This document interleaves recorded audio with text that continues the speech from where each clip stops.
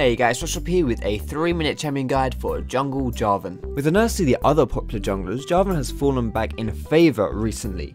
He's a champion with high damage early game while transitioning into a tank role later on. He's got amazing initiation and powerful plus simple to execute ganks even from very early on in the game. He's got good teamfight utility with nice steroids and a bunch of CC, and he also has creative ganks and safe invades with his ability to jump over walls. For runes on Jarvan, I like to go AD Reds, AD Quints, Army Yellows and Magic Resist Blues, although there is a case for taking some attack speed Quints as well if you want to. For Masteries, I like to go 2190, you can take 921 if you prefer, but I just like to be more offensive in the early game. For skill order, I like to go QEW. This is the best skill order in order to have the maximum damage possible in the early and mid game. Some people argue that it's worth putting some points into your shield as opposed to your flag second. You can do that if you want to be more defensive, however I much prefer to be more aggressive in the early game, so those extra points in the flag are better in my opinion. For your item build, you'll either want to be a DPS bruiser or a full out flat tank. Which of the two you choose depends on how the game is going and what your team needs. For your core items, you're going to want to get an Elder Lizard and Moby Boots. I would put Brutalizer as a tentative core item because most games I do build this, but if I'm particularly behind, I will skip it.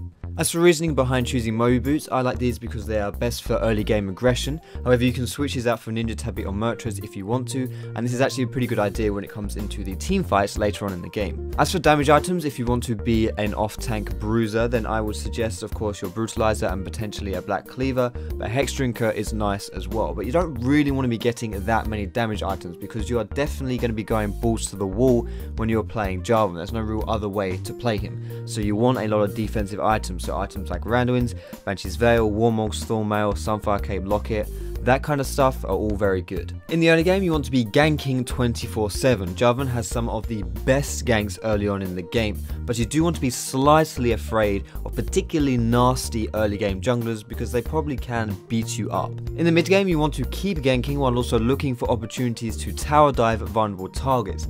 Jarvan is quite good at doing this as you can engage from sneaky areas, plus you'll be slightly tankier so they'll be less risky. Also try to work for kills that can lead into dragon plays too. In the late game, Jarvan's greatest strengths comes from his prolific ability to engage onto enemies.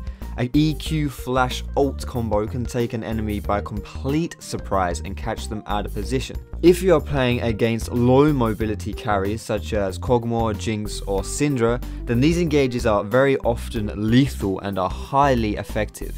However, in more standard team fights where you're not just catching someone, you should try to go in first and trap as many crucial targets in your ultimate as possible, preferably waiting until the enemies have used their gap closers so they can't just jump out of your ulti.